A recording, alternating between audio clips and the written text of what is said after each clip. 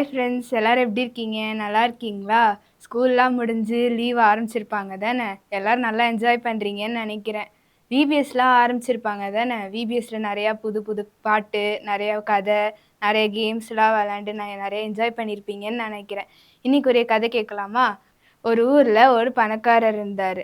அவர் ஏழைங்களுக்கு help பண்ணணும்னு சொல்லிட்டு நினச்சாரு. அதனால அவர் என்ன பண்ணார், கொஞ்சம் காசும் ஒரு பைபிளும் எடுத்துகிட்டு போனார்.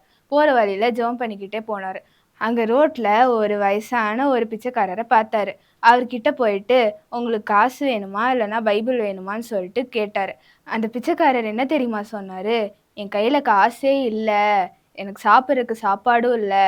ஆனால் எங்கள் அம்மா ஒரு வார்த்தை திரும்ப திரும்ப சொல்லுவாங்க, அநேகமாயிரம் பொன் வெள்ளியை பார்க்கிலும் நீர் விளம்பின வேதமே நலம் அப்படின்ற ஒரு வசனத்தை திரும்ப திரும்ப எங்கள் அம்மா சொல்லிகிட்டே இருப்பாங்க.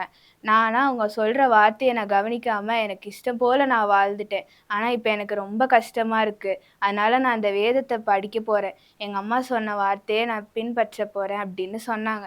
இதை கேட்டதும் அந்த பணக்காரருக்கு ரொம்ப ஆச்சரியமாயிடுச்சு. இவ்வளோ ஒரு கஷ்டத்துலேயும், இவ்வளோ ஒரு பசியிலையும், இவ்வளோ ஒரு பட்டினிலையும் அவங்க வேதத்தை விரும்பி படிக்கிறாங்க அப்படின்னு சொல்லிட்டு அவங்க ரொம்ப ஆச்சரியப்பட்டாங்க. அதனால் அந்த பணக்காரர் என்ன பண்ணாருன்னா, அந்த பைபிளில் கொஞ்சம் காசு வச்சு அவங்களுக்கு அந்த பைபிளை கொடுத்தாங்க. என்ன குட்டீஸ், டெய்லி பைபிள் படிக்கிறீங்களா?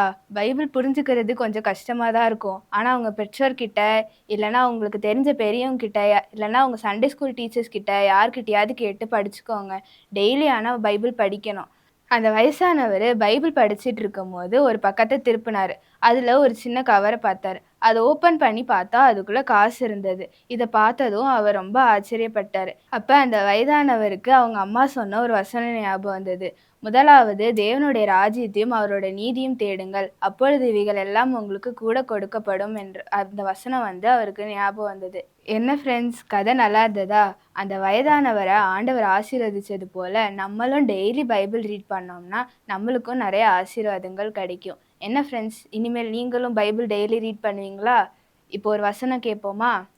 அநேகமாயிரம் பொன்வெள்ளியை பார்க்கிலும் நீர் விளம்பின வேதமே எனக்கு நலம். சங்கீதம் 119:72. இப்போ நம்ம ஒரு ஆக்ஷன் சாங் கேட்கலாமா? வேதம் எனக்கு ஆகாரமாம், தினமும் ருசித்திடுவேன். ஜபம் செய்வது எனக்கு பலனாம், தினமும் ஜெபித்திடுவேன். வேதம் எனக்கு ஆகாரமாம், தினமும் ருசித்திடுவேன். ஜபம் செய்வது எனக்கு பலனாம், தினமும் ஜெபித்திடுவேன்.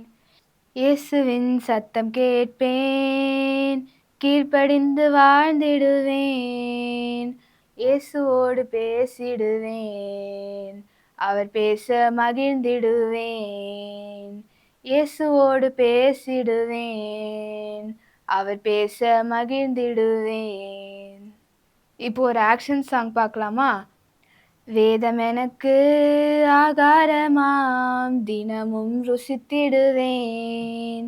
ஜபம் செய்வது எனக்கு பலனாம், தினமும் ஜெபித்திடுவேன்.